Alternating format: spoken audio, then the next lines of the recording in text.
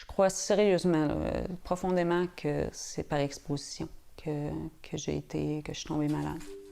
Marie-Ève Doucet a travaillé durant 20 ans dans les Forces armées canadiennes. J'ai aimé mon métier. J'ai été mécanicienne, toujours en lien avec les avions. J'ai toujours travaillé avec les F-18. Aujourd'hui, à 44 ans, elle apprend à composer avec sa nouvelle vie. Car depuis 2018, elle est atteinte d'une tumeur du cerveau dans la région pinéale.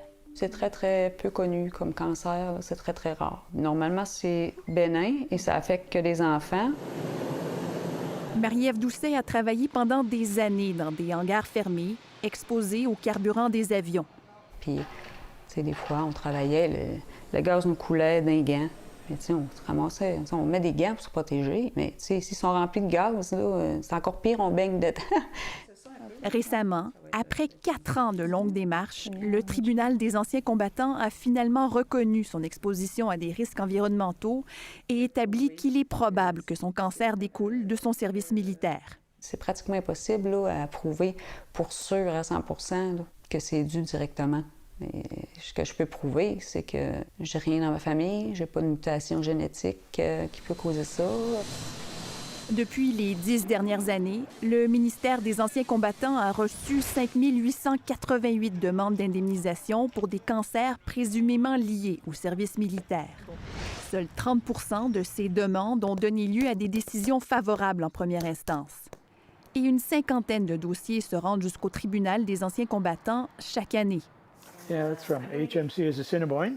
James Hutton a travaillé 30 ans dans la Marine royale canadienne. I spent the first 7 years as a technician, and at that period, that's when I was exposed to some pretty nasty chemicals. Il a lui aussi obtenu gain de cause pour son cancer. Le tribunal des anciens combattants a conclu qu'il est possible que son exposition professionnelle au tétrachlorure de carbone ait contribué à son cancer de la prostate.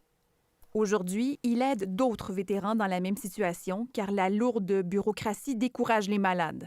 The wait time is way too long. Like my wait time, and prostate cancer is fairly simple, and it took almost 4 years. Avec son organisme Veteran with Cancer, il réclame un mécanisme similaire à celui qui existe aux États-Unis pour les vétérans. Depuis 2022, le PACT Act reconnaît certains contaminants ou certains lieux de déploiement comme facteurs de risque de maladie et indemnise rapidement les vétérans américains. So if an American veteran serves in a particular location, say near burn pits, they're automatically given benefits. C'est difficile de dire si une cellule cancéreuse est associée au travail ou non parce que il peut y avoir un cancer, mais 10 causes différentes du même cancer. Selon la professeure France Labrèche, difficile d'estimer le nombre de cancers professionnels au pays, tant chez les militaires que dans la population en général.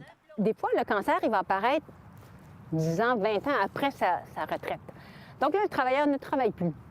S'il est très malade, il y a des travailleurs qui ne veulent pas passer à travers les démarches administratives pour se faire indemniser. Au ministère des Anciens combattants, un guide de référence existe pour orienter les décideurs. Il faut soumettre les preuves, les dossiers, les records médicaux pour rendre une décision. On n'a pas le droit de faire quelque chose automatique. Je suis déçue d'à quel point il faut se battre. J'ai fait ma demande initiale qui a été refusée. J'ai fait une demande de révision qui a été refusée. Il a fallu que j'aille encore en appel de l'appel pour que ça ait été finalement approuvé.